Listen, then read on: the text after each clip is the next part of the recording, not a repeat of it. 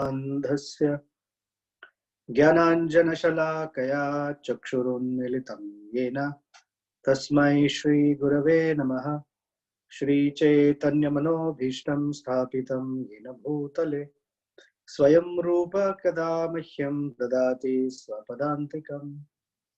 वाञ्छाकल्पतरुभ्यश्च कृपा सिन्धुभ्य एव च पतितानां पावनेभ्यो वैष्णवेभ्यो नमो नमः।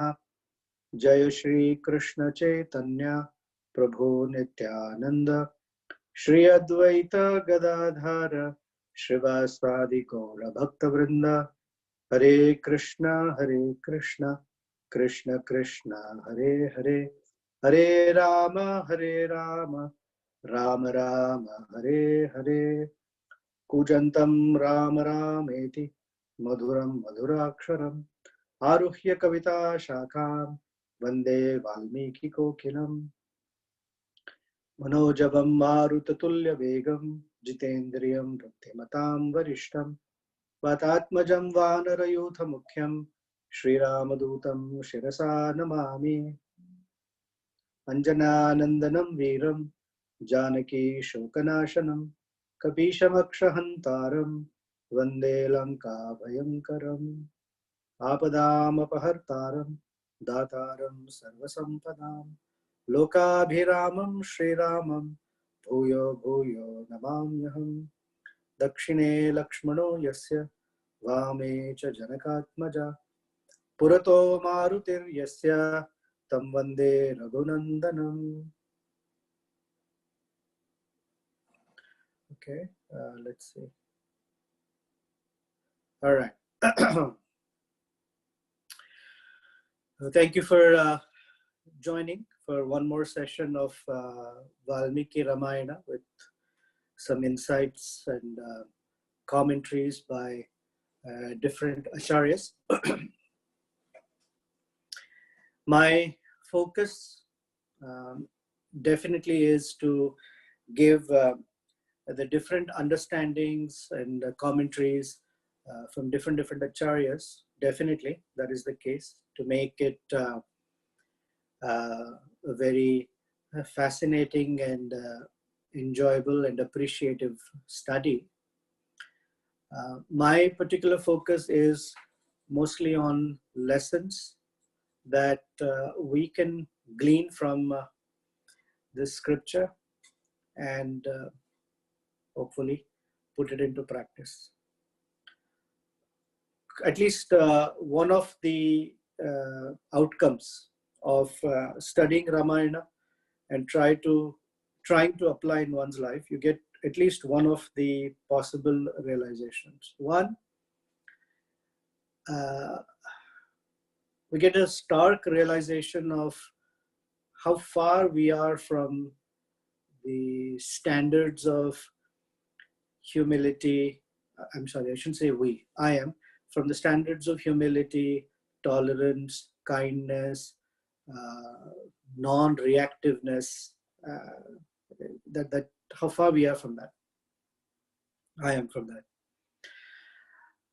Or in those rare cases that I'm able to apply something, I know for a fact that we can experience a surge of joy and a surge of empowerment to face life and its challenges. And third is, it leaves us with a taste for wanting to become more aware and wanting to transform into a personality full of qualities. And I'm sure there are other realizations, but minimally these three should come out of it. So let's go to where we were. Where we left off was the end of chapter 11 of Ayodhya Kanda. Kaikeyi has made her demands. Dasharat Maharaj is in shock, and he hasn't had a chance to respond. Kaikeyi's requests were, I want Bharata to be crowned, the prince, regent, with all the paraphernalia that you have gathered for Ramachandra. I want Bharata to be crowned. And second, Ramachandra should go to the forest for 9 + 5 years. And she gave her reasonings. So chapter 12 is the lamentations of Maharaj Dasharath. We're only going to do chapter 12 today. There are a few very significant verses to cover with some nice lessons and appreciations, etc. So let's see how far we get. So this is how chapter 12 starts. Tat shutva Maharajaha Kaikeya Darunam Vachaha Chintam Abhisamapede Muhurtam Pratatapacha. So when Dasharath Maharaj heard the very unbelievably dreadful words of Kaikeyi, Darunam Vachaha, Maharaj Dasharath became engulfed in grief and was so distressed for a moment. He didn't know what hit him. Muhurtam means there are different calculations of muhurta. In this context, muhurtam api means for a moment. He couldn't realize what hit him. Now we may say, so what's so significant if Dasharatha Maharaj was dumbstruck or dumbstruck for a moment? That's a human thing. But please bear in mind, this is the emperor. And emperors are, at least Dasharath Maharaj is of a quality of emperor who is so advanced. And nothing can be shocking to him. And that is why he's an emperor. And he's one of the greatest leaders. And there can't be anything that can check his intelligence. Simple words of Kaikeyi, I'm saying simple because coming from his beloved queen, those words were so shocking that his intelligence stopped working. His mind and senses became inert for a moment. So it's a massive shock. He can't believe the words that Kaikeyi has just uttered. So he tries to recover from it. And the way he recovers from it, he says, is this a dream? Am I dreaming? Or is this a hallucination of the mind? Is my mind playing tricks? Or is it some evil that is going to happen and I'm getting sort of a premonition of it? Or have I become old enough that I am becoming senile or I'm becoming demented? Is this what's going on? And he started wondering. And then the king, while he was absorbed in these thoughts, there was no solace for his heart. He was so startled by these words. The shloka says that he was like a deer who's happily eating grass in the forest when it sees a tigress not far away waiting to pounce on him. The startle and the state of shock that a deer goes through. His entire senses became numb, as I said again. And so what happened is a king who's so powerful as the emperor, who can stand his ground, sank to the bare floor, heaving deep sigh. He could not fathom. And his sighs were like a venomous serpent that goes. He just could not gather himself, and he kept saying, "What a pity! What a pity!" and just lay there on the ground. Then the shloka says, after a long time, he regained his consciousness. So he became unconscious. So some commentators say that this was roughly around 11 o'clock in the night. And he fell unconscious. And after a long time, came back to his senses. Chirena. Chirena means after a long time. Chirena tu nripa sasamgyaha. He gathered his wits. Pratilamba sudukhitaha. And he became extremely aggrieved. Kaikeyim abravit krudra pradaha.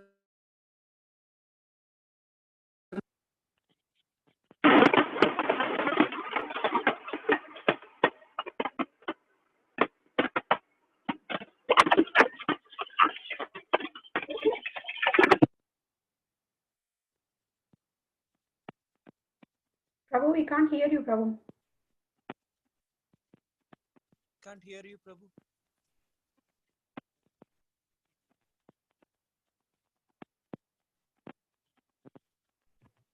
Prabhu, we are not able to hear you.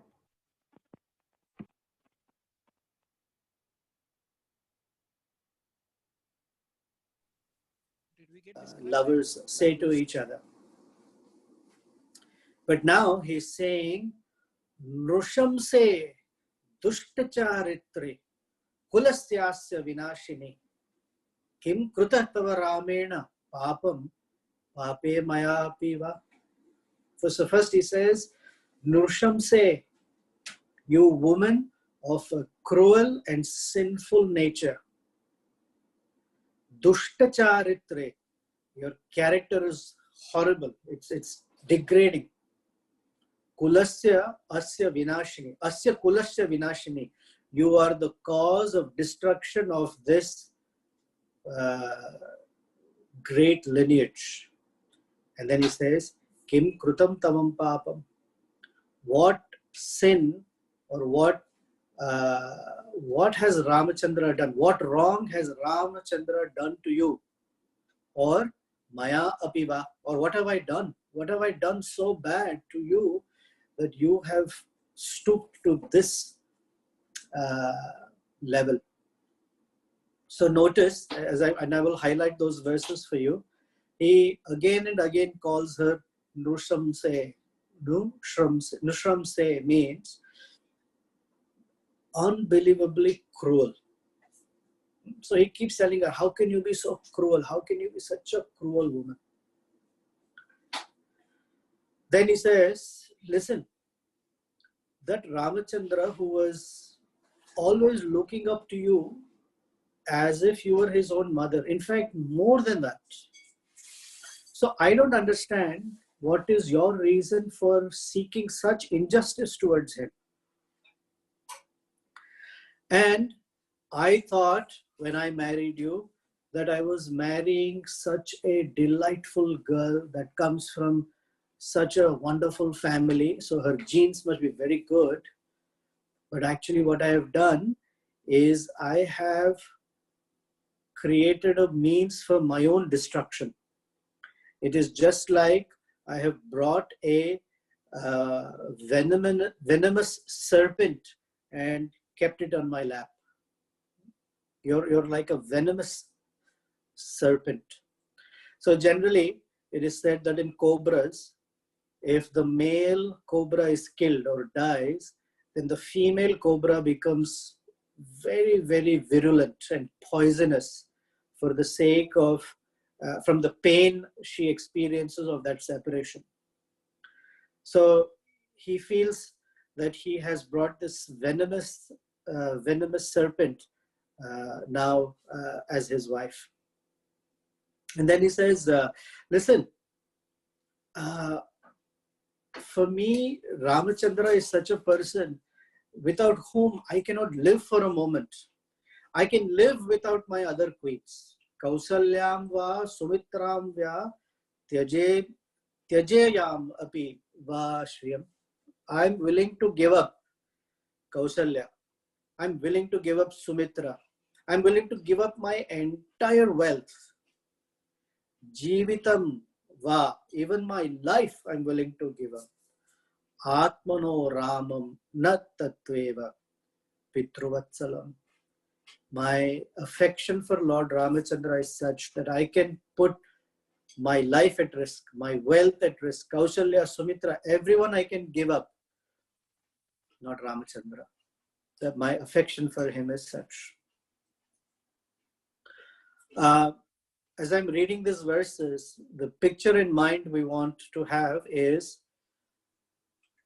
Dhritarashtra is not a weak or faint-hearted person. He's the emperor of the world. That emperor who can give orders to anybody is now begging. Okay, so please understand the great distance in consciousness he has covered. He's begging. Emperors never beg, right? We know from Bhagavad Gita that Kshatriyas never beg. In fact, when Arjuna said, I would rather beg than fight, Krishna chastised him. What kind of words are you speaking? These are words of a coward. They don't give glory to an Arya. Klaibyam mas magamav partha. He says, don't speak like a yonak. Klaibyam. Klaibyam mas magamav partha naivatat upapadyate. This does not suit you. You're talking like a weak fellow, a coward. So it is the similar situation. Dasharatha, who's the emperor of the world, has steeped to the state of begging. He's begging Kaikeyi. And then he says, listen, Kaikeyi, when I see Ramachandra, my heart experiences a sense of delight that is incomparable and unparalleled. But if I don't see him, even for a moment, then my life seems to lose meaning. So the verse before, he called it Vatsalya. He says Pitru Vatsalyam, Pitru Vatsalam. So this is the love between Ramachandra and me. So this, now from a rasa perspective, his Vatsalya rasa, he's expressing what kind of intensity it has. That if he gets a moment's glance of Ramachandra, then his heart is delighted. But even if a moment of absence of Ramachandra's vision, then his heart is yearning and is in severe distress. The gopis of Vrindavan, they speak low of Lord Brahma as a creator with bad technology. They say, what kind of creator is Brahma? He has created eyelids. Because whenever we blink, in that moment of blinking, we cannot see Krishna, and it gives our heart great pain. So it is the Shringara Rasa at its peak. In this case, it's the Vatsalya Prema at its peak. He's speaking about the pain of anticipated separation, the pain that is coming from this anticipated separation. And he says, listen, this world can exist without the sun, which is not possible.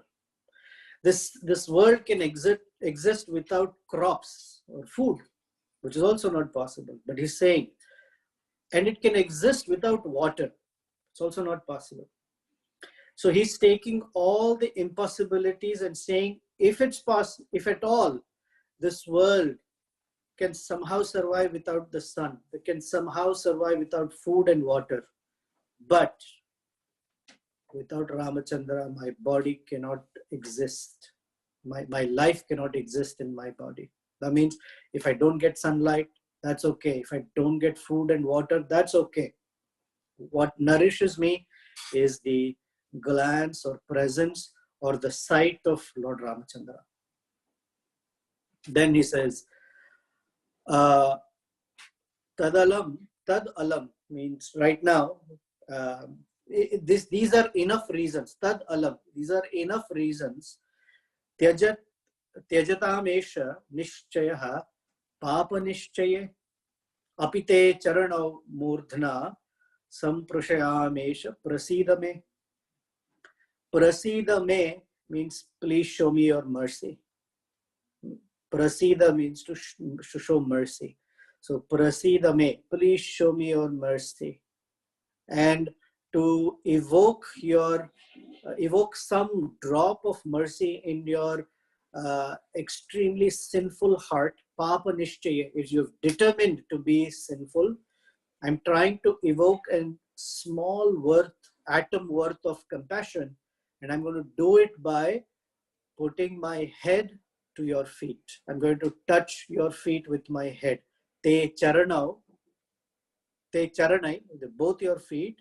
Murdhana samprushayamesha. I will put my head to your feet.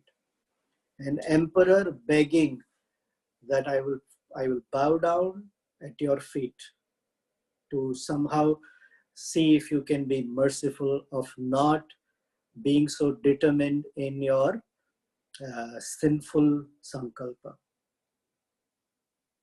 Now he goes back and forth. One he calls her Nushamse Papanashini, Kulavinashini. Then he's begging her. So as we read these verses, please don't look for logic. Generally, when we study a section of Bhagavad Gita or Bhagavatam, then there is some logical progression in the prayers. And the one idea develops over the other. In this case, there is no such order. In fact, it's very disorderly.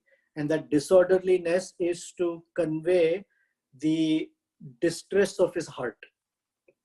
What he's experiencing, he doesn't make any sense. One hand, he chastises her, then he begs her, then he pleads with her, then he's crying, and then he's tormented. It's a mix. It's a complete mix. Then he says, "Oh, sinful one, how can you get such a dreadful thought? Do you want to know what I like or dislike? Do you ever want to know what Bharata likes or dislike?" Okay. By speaking the way you're speaking, I'm confused because you are the one who would always say, Rama is my eldest son. He is the most noble. He is the foremost in discharging all his duties. When you would speak such words, they would bring delight to my heart. And now you're tormented with this, something's influenced your heart, and you're making all these insinuations. And just that you've been sitting in this Kopa Gruha, and you're causing me such distress. Listen, Kaikeyi, so far, I always thought that you have some morality. Your moral compass is completely shattered. Your mind has become like a trash can. It's so degraded. And great immorality has now struck the entire Ikshvaku race. He says, oh large-eyed Kaikeyi. Now he's glorifying her. He's trying to say nice things about her. He says, Nahi kinchit yuktam va vipriyam va puramama. See, previously, Kaikeyi, you never said anything displeasing to my heart. Akarostvam Vishalakshi. Vishalaksha is a woman with very, very beautiful eyes. Tena na shradghamyaham. Say you have beautiful eyes. That means you can see things properly. Right now, looks like your vision is completely destroyed. So he's evoking in her the eyes that have been closed to be opened with knowledge. This is the condition of a person who has been bitten by the serpent of envy, that their eyes lose their vision. Therefore we pray, Om Agyana Timirandhasya Jnananjana Shalakaya Chakshur Unmilitam Yena Tasmai Shri Gurave Namaha. The spiritual master who opened my eyes that were otherwise filled with darkness of ignorance. So he's telling her, you have big eyes, but they are filled with darkness. Then he calls her childish. He says, Subala, a childish one. You're being very childish in your request. You used to tell me how wonderful Ramachandra is, even how loving Ramachandra is to you, even more Bharata, even more than Bharata. Now you want such a Ramachandra to live in the forest for 14 years? Are you out of your mind? Look at Ramachandra. His body is so tender, so delicate, yet he's a firm follower of Dharma.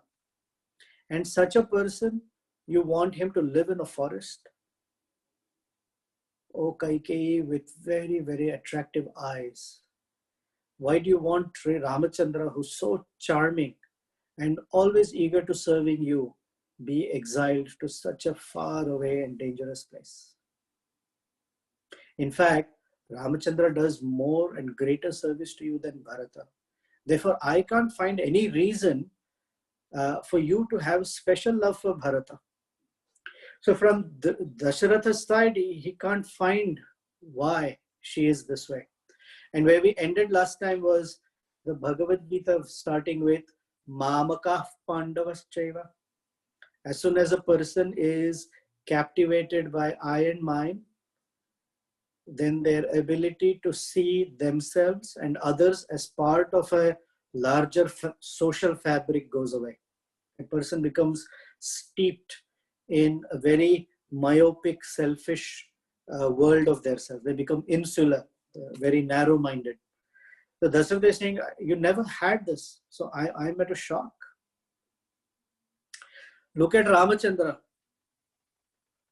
and look at how many attendants you have in the palace. Susrusham Gauravam Chaiva Pramanam Vachana Kriyam Bahunam Stri Sahasranam Bahunam Chopajivanam.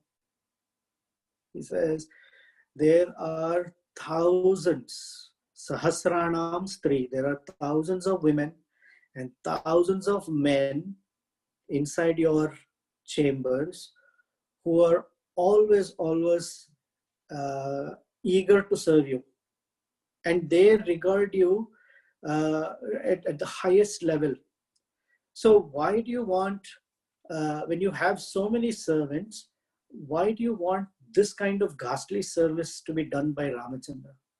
The people are always eager to serve you. You should be happy with that. In fact, Ramachandra is such a person that he has won the trust of every inhabitant of the country. He has secured their affection. And so he's not even reproachable. There is no reason for me to suddenly say, go out of the kingdom. Here's a beautiful verse, if you can remember. I'll see if I can send it to you. This is coming from the heart of Dasharatha that is full of affection for Ramachandra. And he says, this is how Ramachandra won over the hearts of everyone. Satyena Lokan Jayati. He wins over the entire world by being truthful. Dinan Danena Raghava. And those who are downtrodden or not so fortunate, he's very, very charitable to them. Guru Shushrushaya. He wins over the hearts of his spiritual masters by rendering humble menial service to them. Viro Dhanushayudhi Kshatravan. And those who approach him with weapons and want a fight with him, then from a chivalrous perspective, he can win over their heart. So every category and range of person he can win over. I'll say it again. Satyena Lokan Jayati, Dinan Danena Raghava, Guru Shushushaya Viro, Dhanusha Yudhishatravan. Then he says, He continues. These are the qualities of Ramachandra. So these verses are good meditation if you ever come in front of Sri Ramachandra's deity or in our prayers. Then these are words of glorification. Like Brahma Samhita prayers, we come in front of Kishore Kishori and we say Venum Kwanantam Aravinda Dalayataksha, etc. Similarly, Satyam Danam Tapastyagaha Mitrata Shauchamarjavam Vidya Cha Guru Shushusha Dhruvan Yetani Raghave. So he gives a list of Ramachandra's qualities. First, Satyam, truthfulness. Danam, charity, charitableness, or being so kind in giving. Tapasya is very austere. Tyagaha is renounced. Mitrata, he is very, very friendly. That means he's very approachable. Anybody can approach Lord Ramachandra. Shaucham, very, very pure. Arjavam, very simple. Simple-hearted Ramachandra, not at all complicated. Vidya, very knowledgeable, very wise. Cha, and Guru Shushusha. He has got this knowledge and wisdom by being a humble servant. And these qualities, Dhruvan, Yetani Raghave, all these qualities have very firmly taken heart or taken place in his character. So there is nothing wrong or there is no flaw in Ramachandra as to why he should go to the forest. Then he says, why do you want to punish someone like Ramachandra who is similar to the demigods in his luster and effulgence? And he's equal to the great sages because he's very wise. And he says, how can I, for your sake, speak these harsh words to Ramachandra? What's the harsh words? Go away to the forest. Make Bharata the king is not harsh word because for Ramachandra, he doesn't care. But go away to the forest would be very harsh. Especially, how can I use harsh words to Ramachandra when he is always speaking very pleasing words to every person he meets? And never has he uttered an unpleasant word, if I can ever recall. Not even once. Nasmaram apriyam vakyam lokasya priyavadinah. I cannot even remember even once if he had ever spoken something unpleasing or unpleasant to the people of the world. Because he is priyavadinah. Sa kadham tattve ramam vakshyami priyam apriyam. To such a person who's very dear, how can I speak something that is very unpalatable? And then he says, if Ramachandra goes away, where will all the wonderful qualities take shelter? There is no place. That means whole of Ayodhya will be bereft of all these wonderful qualities. Kshama, Yasmin,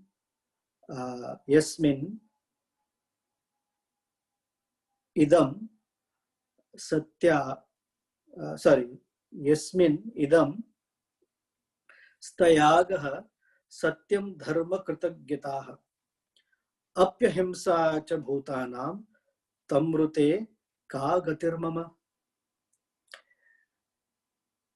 Ramachandra is the embodiment of kshama, forgiveness,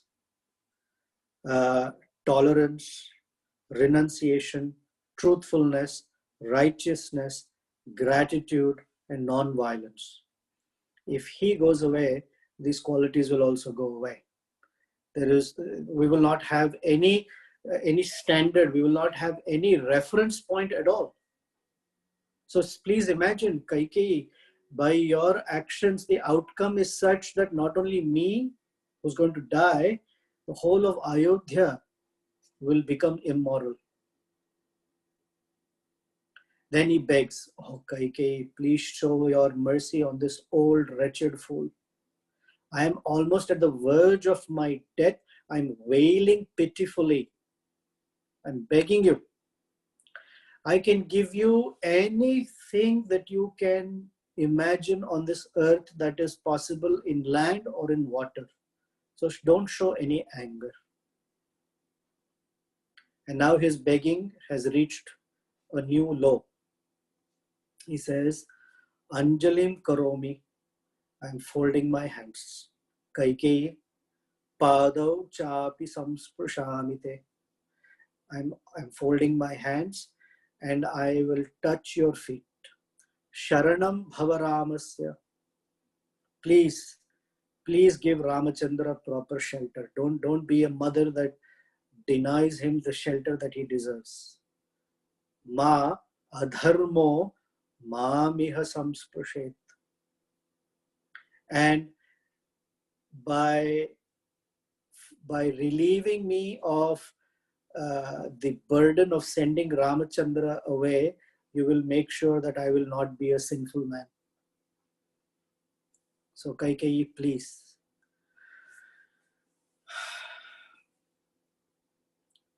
Dashrath Maharaj, by this time, his eyes are filled with tears. His heart completely shattered. His senses switched off. So they're not even active anymore. They've become inert. His head is reeling. He's overwhelmed with pain and grief. So again and again, he's begging her, please don't drown me in an ocean of sorrow, Kaikeyi. Please relieve me as quickly as you can. So then, Kaikeyi, who's seeing all this, someone is begging, but her heart has become so hardened. She says, "Oh, great king." So she is now being sarcastic. She says, Rajan, oh great king, if you repent like this after giving me the 2 boons, how are you talking about righteousness? You promised me, and now you're saying you want to break your promise. Is that righteous? Is that proper? Oh, person who knows what is correct, what is not correct, Dharmagya. So she's calling him Dharmagya. So many Raja Rishis are all standing around you, and they will stand. You will stand in their assembly, and they will ask you, why did you not fulfill your promise to Kaikeyi? What answer will you give? You'll say, oh, because I didn't like it. Is this what a king is supposed to do? Just do something on the basis of I like or I don't like? What happened to your morality? You're calling me immoral. What happened to your morality? And then she says, this Kaikeyi, to whom I promised these boons. Actually, why? Kaikeyi is the one who saved my life on 2 occasions. So today, if I am standing here and I'm an emperor, it's only because of Kaikeyi. And I am ashamed to say that I cannot fulfill the promises I've given to her. So not only you become immoral, you're so ungrateful. Okay. O king, you have given 2 boons and now you're denying from fulfilling them. So you called me Kulanashini, that I am destroying the great heritage. Actually, you are bringing a blemish to the great kings of Ikshvaku race. So this is the word she says. Kilbisham, Tvam Narendranam. You are the one who's putting a blemish on the great kings. Karishyasi Naradhipa. Yodatva Varam Adyeva Punaryani Bhashase. You're calling me all these words, but actually it is you, and you are going to bring all the great kings you're going to bring down their character. So let me give you some examples of Dasharatha. Do you remember King Shibi, who's one of your ancestors? What did King Shibi do? He promised a pigeon that I will give you shelter when that pigeon was being harassed by an eagle. So to protect that pigeon and the promise given to the pigeon, King Shibi gave pieces of his own flesh and put it on a weighing scale. So if you know the story of King Shibi, when the eagle had come in and said, this pigeon is my food. Oh Shibi, if you are protecting him, then what will I eat? So Shibi said, well, I already promised the pigeon. So in return, I will give you my own flesh. And so the eagle said, all right, give me flesh that is equal in weight to the pigeons. So they bought a weighing scale. On one side, they put the pigeon, and the other side, King Shibi cut off his own flesh. But the interesting thing is, as he was putting flesh on this side of the scale, the pigeon was becoming heavier and heavier. So King Shibi wondered, what kind of a pigeon is this? So lanky, but darn heavy. And later it comes out that the pigeon is Agni and the eagle is Indra, and they came to test the charitable nature of King Shibi. So she's reminding him, remember King Shibi, your ancestor? All right. Now you remember King Alarka, who's also another ancestor. What did he do? He promised a blind man, and to fulfill his promise, King Alarka removed his own eyes and donated them to this blind man and gave the blind man vision, and he became blind himself. Let's take King Sagara. Now she uses it in the context of how the ocean has promised. The oceans have promised that whatever happens, we will not cross the shore and take away land. So Lord Krishna also uses this example in Bhagavad Gita chapter 2, text 72. He says, just as rivers are constantly flowing into an ocean, feeding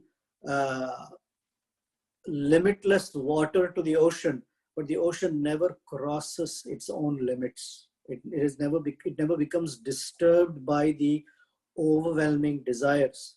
Such how a yogi is. So she says, the Sagara has promised never to cross over, except tsunami times.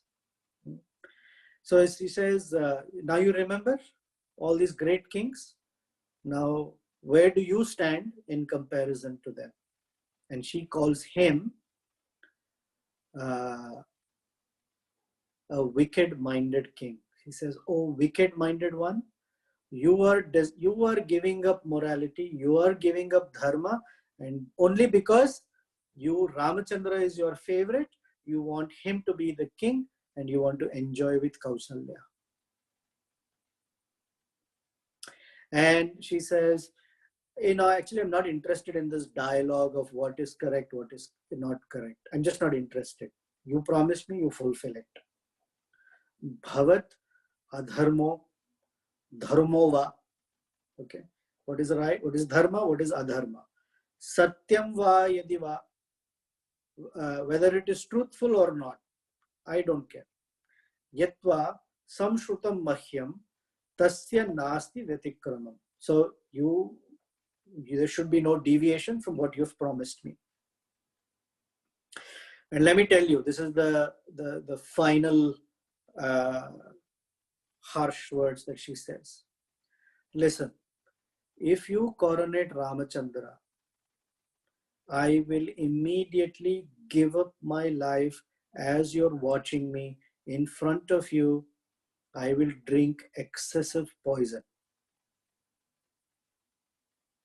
Marishyamihi, I will indeed die. Pashyaste, as you're watching me, okay? Visham adyeva pitva bahu, in front of you, I will drink a whole bunch of poison and kill myself. I want to digress. I found that for persons who are trying to practice Krishna consciousness, and they have given up eating meat, and they have certain practices. So parents of certain young people, they become very threatened. They become threatened that my son or daughter is giving up all the things that we taught them. They feel rejected. Although the child's not really rejecting them, but they feel rejected. And in many cases, the parents will say, oh, I will give up my life. That's the classic blackmailing of a parent. I will kill myself. Do you want to see the complete destruction of the family? Do you want to see me die? And in different languages, they say it differently, but that's what they're asking. Do you want to see me die? As if this would be the cause for someone to die. So here they're getting, their Acharya is Kaikeyi. Then she says, if I see Ramachandra's mother receiving respects from everyone, even for one day, I will prefer death over that. I cannot stand to see Kausalya being revered as the mother queen, or queen mother. And he says, oh, great king Dasharatha, I swear on Bharata, and I swear on my own life that nothing less than Ramachandra's banishment will satisfy me. You cannot give me anything else. And after saying this, Kaikeyi became silent. And she did not give heed to how much ever lamenting, crying, begging Dasharatha was seeking from her. So again, Dasharatha Maharaj is dumbstruck, looking or hearing Kaikeyi's demands. And with each time, Kaikeyi's demands were becoming more and more intensified. First she asked sweetly, then she asked determinedly, and now she spoke it with all venom. So he became so angry that he didn't want to speak to Kaikeyi anymore. Then he tries one more attempt. With his eyes fixed in gaze at his very, very beloved wife, who was speaking such unpleasant words, Dasharatha Maharaj, charged with complete anguish, he felt like a thunderbolt had hit him. I mean, he looked at his queen, who seemed so determined. He didn't know what to say, what to do. All that he came out of his mouth was, oh, Rama. And he fell down on the ground like a tree that is cut off. When you cut a tree, or when anyone cuts a tree, this big tree just falls to the ground. That's how Dasharatha fell down. And it says that this Lord of the earth became a man, became like a deranged man. He started behaving like a sick person and like a serpent or a snake whose entire energy has been removed by mantra. He became lifeless. Because a sick person who can be very energetic, when they're sick, are just lying down in bed, incapacitated. Or a serpent whose poison has been taken away just sits there and cannot do anything. And a deranged man or a deranged person just sits there. Manda is what the word is, Sanskrit. Then he tried one more attempt. Now he became very, very humble. Okay. And in humility, he says, O Kaikeyi, why are you exhibiting such an unfortunate act? That is not at all beneficial to you, although you think it is beneficial. Are you not ashamed of yourself, who's speaking like as if you're possessed by some evil spirit? He says, I never knew earlier when you were young that you had such a perverse mind, perverted mind. But now I'm seeing how you have become reversed, how your mentality has completely reversed. You're asking for Bharata to be the king and Ramachandra should live in the forest. Where did you get such a fear in your heart? I mean, how is it possible? Again, Nushamse, Papa Sankalpe, Kshudre, Dushtakarini, Kinnu, Dukham, Alikam Va, Mairame cha Pashyati. Very similar words. Now he added more adjectives. Nushamse, cruel woman.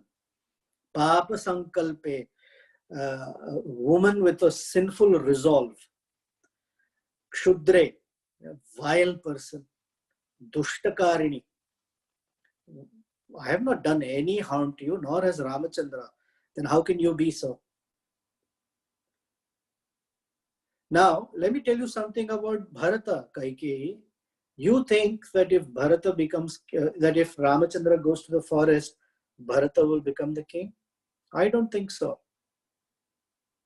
Okay, very, very amazing verse that Dasharath Maharaj is saying. Now he is glorifying Bharata even greater than Lord Ramachandra.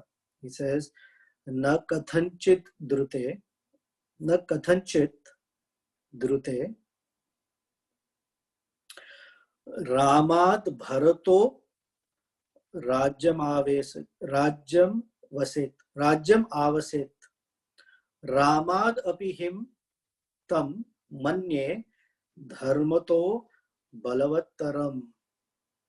Listen, Kaikeyi. Bharata, in the matter of being righteous, is stronger than Ramachandra. Ramad api balavattaram. In Sanskrit, there are 3 grades. Like in English too, we have comparative, comparative and superior. Like good, better, best. So he's comparing, when you compare 2, you use the comparative. So he's saying balavattaram. So in Sanskrit, there is balavat, balavattaram, and balavottamam. When you are comparing among many. So he says, Ramad api balavattaram dharmato. Bharata is more dharmic or more righteous than Ramachandra. And how will he manifest it? That he will not ascend the throne. Because he always considers Ramachandra as a superior. So he will absolutely not take the throne. So even if you determine that it's there, and even if I promise so, Bharata will never be the king.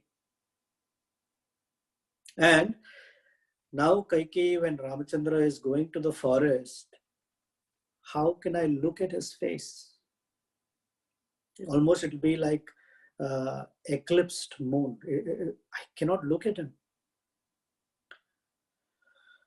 And installing Ramachandra is not just my whimsical. I have discussed with all my friends, my ministers, sages, and other administrators. How can I reverse this decision? It's like going to a fight and then just suddenly retreating because I saw some enemy. Now, kings from different regions have already come here, because tomorrow morning, in a few hours, Ramachandra will be the crown prince. And they will say, what an ignorant fellow and what a degraded fellow Dasharatha is, that he changed his mind. How in the first place did he rule such a kingdom for such a long time? Was he crazy? And then when all these learned people will ask me, why did you change your determination? What will I answer them? All I have to tell them was, my wife doesn't like it. I was tormented and tortured by Kaikeyi. That is why I've sent Ramachandra. Imagine if I tell people I've been tormented by my wife, of course they'll think of me as a useless, henpecked fellow, but what will they think of you? What will the world think of you? What will Kausalya say to me if I send Ramachandra? She said, what answer can I give her? Kausalya is always thinking about my welfare. And she has served me like an attendant, like a servant. She has served me as a friend, as a wife, as a sister, as a mother. And she deserves proper treatment by me.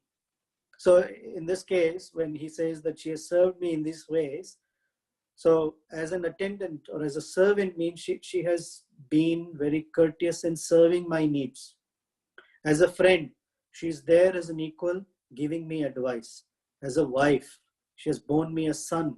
She's been there with me in performing all dharmic yagyas.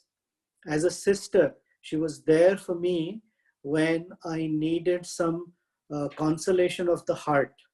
She was there as a sister. As a mother, she sheltered me. In Sanskrit, mother is called Mata. Mata is two uh, uh, pieces to it, Ma and Ta. So we use the word Ma means do not, right? Maya. So Ma is not, and Ta is Tapa. So a mother is the one who shelters her child from any distress. So she's been like a mother for me also. So she says, I have done so many favors for you, like a sick person afflicted by eating rice mixed with some unwholesome sabji. I am now feeling heartburn. When we eat something that is not proper, or stale or putrid, then we get heartburn. So he's saying, you're like that. When I was eating, I was enjoying like anything, but now the outcome is heartburn. You're burning my heart. What will I tell Sumitra? What answer will I give Sumitra if she questions me? And worst case, when Sita will hear that Rama is going to be sent to the forest, she was just going to fall down on the ground. And what answer will I give her? What face can I show her? Vaidehi. She will be lamenting like a Kinnari who's been abandoned in the Himalayan slopes. And that will kill me just to see her like that. With Ramachandra living in the forest and Sita crying, I do not see any hope to live any longer. Kaikeyi, I'm letting you know, if you proceed with your determination, you will be a widowed queen. Okay, I will not be there. You will be a widow. Okay. And he says, I thought you were a chaste woman. I thought you were very beautiful, but behind your beauty is this poison that is hiding. And he gives the example that when poison is mixed with wine, and when people drink it, they think they're drinking wine, but they cannot understand that they're actually ingesting poison because wine is very attractive. And actually they're ingesting poison. A similar analogy is given by Sanatan Goswami, where he says, when you hear Mayavada that is spoken so nicely and couched in very nice words and beautiful stories or whatever, when you hear Mayavada, it's like drinking poison, drinking milk touched by a poisonous snake. It looks like milk, it tastes like milk, but it does not nourish like milk. In fact, it kills you. So Sanatan Goswami warns that one should not give any heed to Mayavada teachings. So here also he's saying, like wine, it's very attractive, but it's poisoned wine. And then he goes on and on. He tells her that my biggest mistake was to marry you. You're like a rope that I brought, and I didn't realize that this rope has become a noose that's going to hang me and kill me. I did not realize that I was playing with death. Whenever I was playing games with you, we were sporting in the gardens and in our chambers. I didn't realize that I was sporting with death. Oh, wicked. I am the one that is horrible for having brought you as my wife. The whole world will condemn you. And finally, he said, alas, how foolish I have been. How lustful have I been. This is what people will say. He's so foolish, he's so lusty that for his queen, he sent his wonderful qualified son to the forest. And he said, then I have a problem. If I tell Ramachandra to go to the forest, I really wish that he will say no. And that would be great.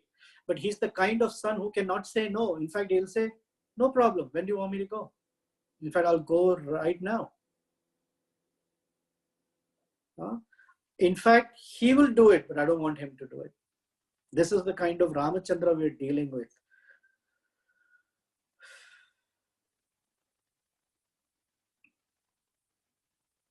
Then he says, if I send Ramachandra to the forest, Yamaraj will become very upset with me.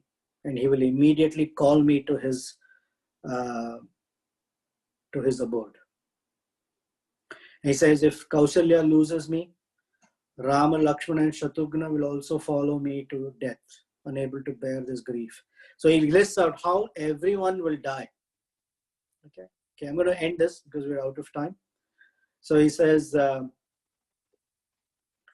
if I die, I'm telling you right now, Bharata has no right to perform the last funeral rites for me.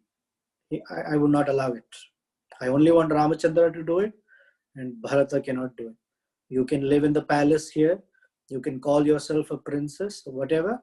Everyone will look at me with contempt, and that is how I'm going to die. All right. There are more shlokas, but I'm going to pause here. Again, he calls her a cruel-hearted woman. The verse after verse after verse. Finally, the final verse of the chapter says, the king, with his heart in the grip of his wife, the woman, wailing like an orphan, tried to reach her feet, giving up his own self-respect. But he was not able to touch her feet because Kaikeyi stepped back and did not allow it to happen. And so he collapsed on the floor like a sick man. That's where chapter 12 ends. So let's see if there is some discussion, some comments. It's 11:05. Any thoughts? Hare Krishna, Comments? Prabhuji. Hare Krishna. Hare Krishna, Prabhu. This is Sridharanandas. Yes, Prabhu, I know. Prabhu, nice discussion. And I can see behind you a very, very beautiful painting today. The nice peacock. And I am missing the cow at least. The cow is not today there. The cow is gone for grazing. There used to be a joke. There was a art competition, and different students had come to show their artwork. One boy returned a blank sheet of paper to the teacher. So the teacher asked, "What is this? Where is your drawing?" He said, "This is my drawing." So she asked, "What drawing is this?" He said, "This is a cow grazing grass." So she said, "What nonsense? Where is the grass?" He said, "The cow ate it away." She said, "Where is the cow?" He said, "She ate and went away."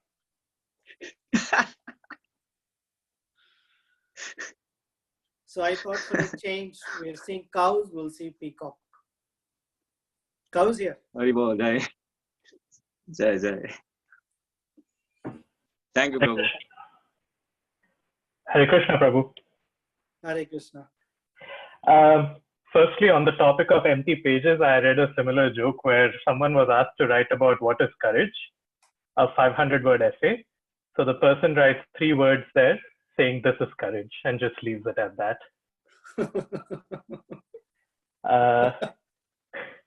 Anyway, so my question was, so what would have been the consequences of Dasharatha asserting himself in this situation? Like, it seems to be very clear that he's quote unquote henpecked in this situation.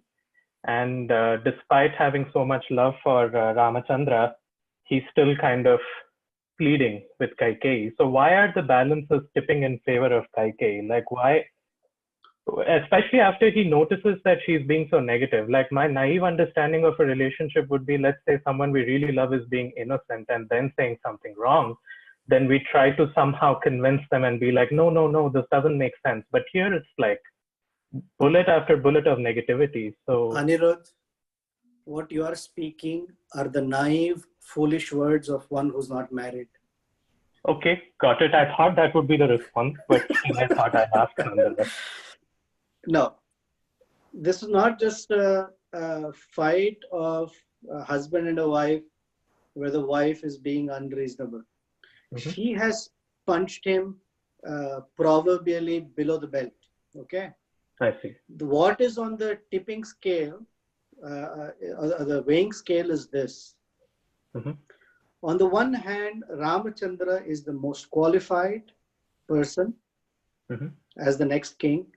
His heart, Dasharatha's heart is full of love, and perhaps you could say almost biased love, but love.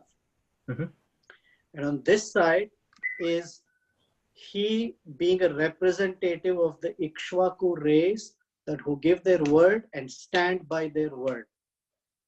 I see. That's the clash. The clash is not just, it's a wife that I got to talk to or tell her to go to hell. Okay. She's not just saying, fulfill my desire. She said, you gave me 2 boons when I saved your life. So you are a king who's known for 60,000 years as a one who always fulfills his promise and words. You are the one that will forever go down in history as a guy who could not keep his word. And for these kings, they're called Raja Rishis because once they give their word, that word stands above their own life. And that's why she's invoking Shibi, Alarka names, because Shibi cut off his own flesh to give for the life of a pigeon. A pigeon is like the most useless bird per se. I mean, not useless in a callous way. It's just a bird. Right. For that bird, he fulfilled his promise. Right. So that's the issue here of dharma. Should I be dharmic or should I be dharmic? And we're caught. Many of us are caught. And on this side, he has love for Ramachandra, and on this side, he has love for Kaikeyi too. Right. She's been the queen, she's saved his life, and so she has capitalized on that weakness like anything. Although it is weakness, that he has weakness for her, and so she's asking him to become and stand up for fulfilling his promise. Right. And just a quick clarification for more context. So these boons don't come with a yes, but clause, is it? So it's like you give a boon, you fulfill it. That's it. There's no clauses. There's no disclaimers or fine print, and that is who a king is. They have the courage of the heart to say, I give you any boon you want. Like Lord Brahma gave Hiranyakashipu a boon that he will be the heavyweight champion, undisputed heavyweight champion of the universe. All the demigods said, what will happen to us? He said, well, he pleased me and he got this promise. Got it. There was no listen, yeah, but or these are some parameters within which this promise will work. Not like that. Got it, Prabhu. Thank you so much. You're welcome. Hare Krishna, Prabhu. Hare Krishna. Prabhu, this is Harish. I am brother of Yashashwini Devi Mataji. Hare Krishna, Prabhu. Can you hear me? Yes, loud and clear.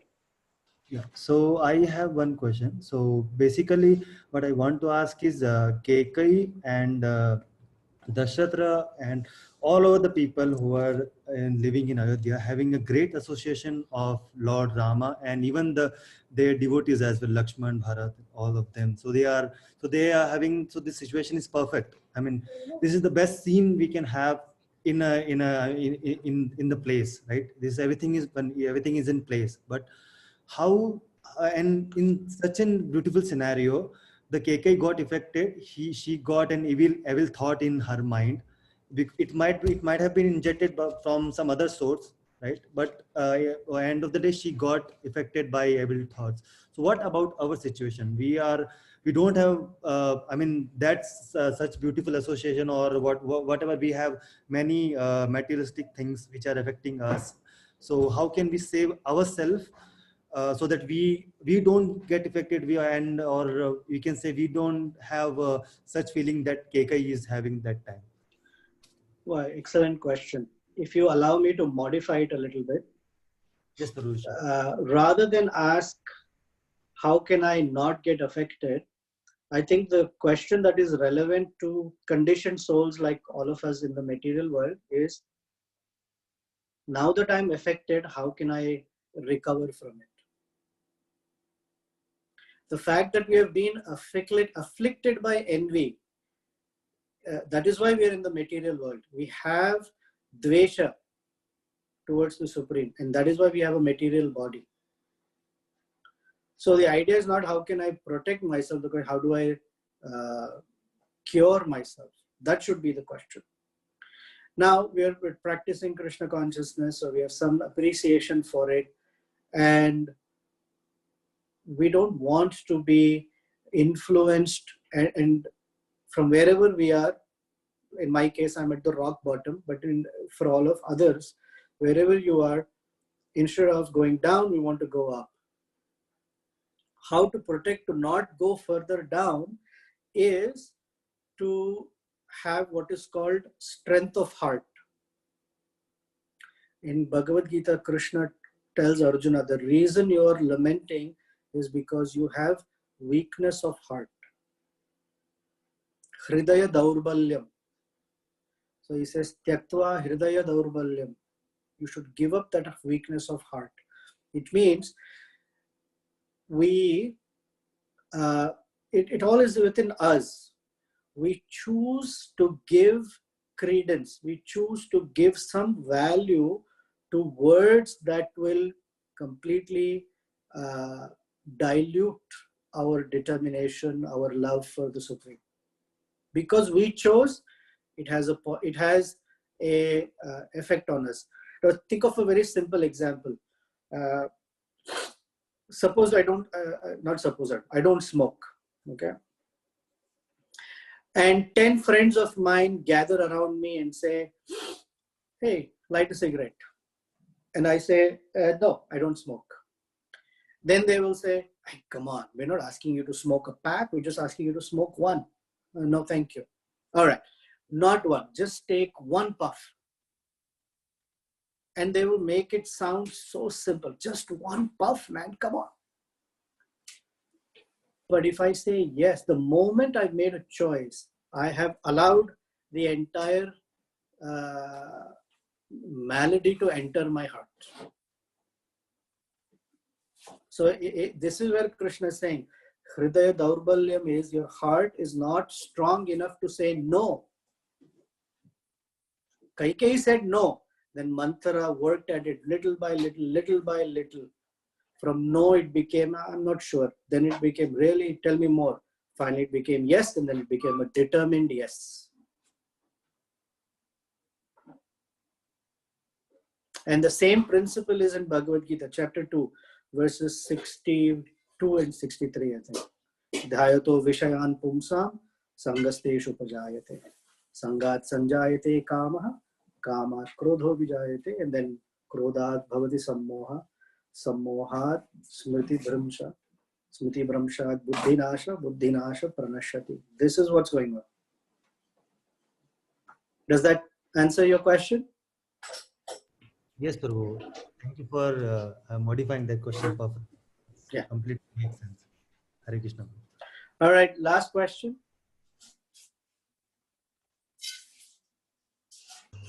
Hare Krishna Prabhu. Hari Bol. I'm Taruni. Hare Krishna, Taruni. You have a very sweet voice. I have a question that why does Manthara want to make Bharata the king and banish Rama to the forest? Because Manthara is an insecure person. She sees that if Ramachandra becomes the king, Kausalya will become the queen, and Kaikeyi will not have a prominent and important position. And if Kaikeyi is not an important position, then Manthara has absolutely nothing. So she thinks that her her own financial condition will become very bad.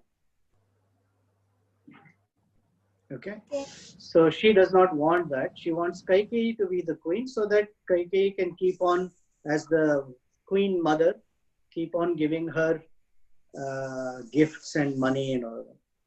She says it in the previous chapters. If you become like that, then what will happen to me? Thank you, Prabhu. Hare You're welcome. All right, everyone. Thank you for being here. I know some of you may have some more questions. I have to get to some other place right now, immediately after this. So I can't continue today. Hold on to your wonderful questions. When we meet again, we will do. Now, from my side, my life situation has changed a little bit. So I'm thinking of going back to Saturday mornings. And especially for those who are in India, I know it gets late for you Sunday night. Children have school, of course, COVID, but soon people will have school and work. And we don't want Sunday nights to be late nights for anyone. And we're going to go back to Saturday mornings. So next week, not Sunday, Saturday. I will anyway send you a text. Until then, please meditate on Sri Ramachandra. He is very, very amazing, wonderful, charming, cooling personality to give us shelter, guidance, and a whole lot of love to fill our heart. Thank you. Hare Krishna. Srila Prabhupada ki jai.